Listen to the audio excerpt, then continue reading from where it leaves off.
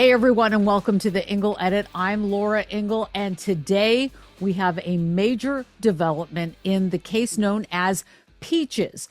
This is a victim that is most likely tied to the Long Island serial killer case. This is a victim who was found dismembered, her torso found in a Rubbermaid tub in 1997 in Nassau County. And what makes this case so different from all the rest of the Long Island serial killer victims is that this victim had a child who was also murdered. It makes it all the more heartbreaking as we move through the developments of this investigation. The woman known as Peaches was found without a head, arms, or legs in a Rubbermaid tub at Hempstead Lake State Park, again, back in 1997. It wasn't until years later that her extremities were found and the remains of her toddler daughter were discovered in the Gilgo Beach area, among other victims.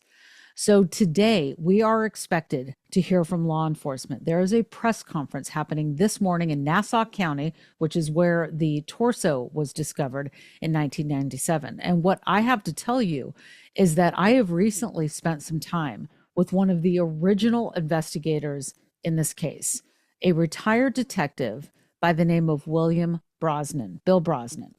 And I invited him to join me at Hempstead Lake State Park, where the discovery was made, so we could kind of talk through this case. And what you will learn in the longer video, I will share with you at a later date. But right now, in this preview video, is that Bill Brosnan is the one who named her Peaches. And he told me one-on-one as we were walking through the former crime scene of where Peaches was found, he told me that the reason why he wanted to give her a name is because she didn't have a name. And he talks us through what that moment was like for him. This is an exclusive video you will see nowhere else. And the rest of the video is coming soon. But as we wait for the identity to finally, after all these years, be revealed today, and the identity, we believe, of her daughter, the toddler daughter, that is expected to be revealed as well, I want to take you back to the scene with Bill Brosnan right now and show you what he told me. And I just wanted you to tell me, now that we're kind of getting closer into the woods, tell me about who found the Rubbermaid bin.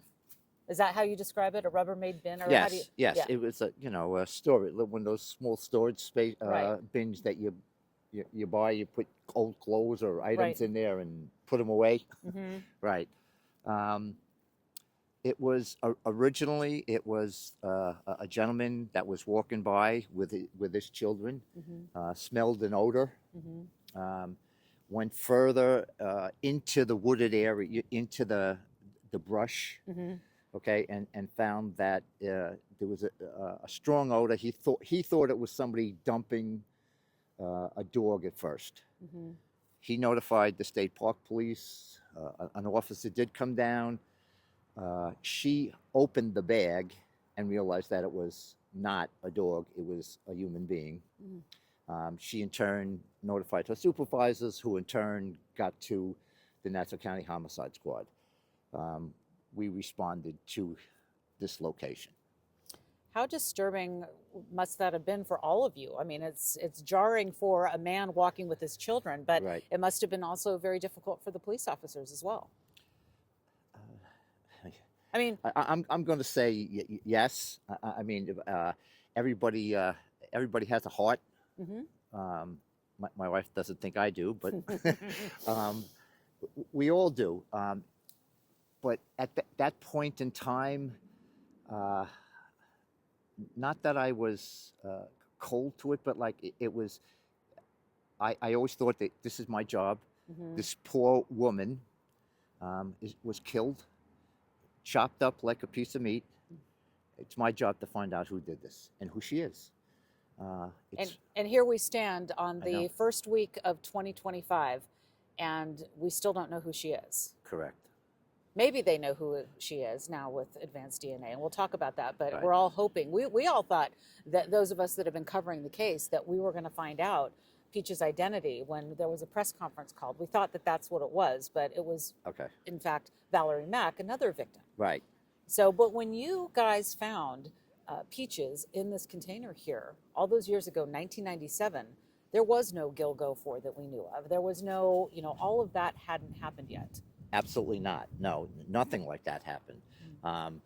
The only thing at that point in time that I had as evidence was that tattoo.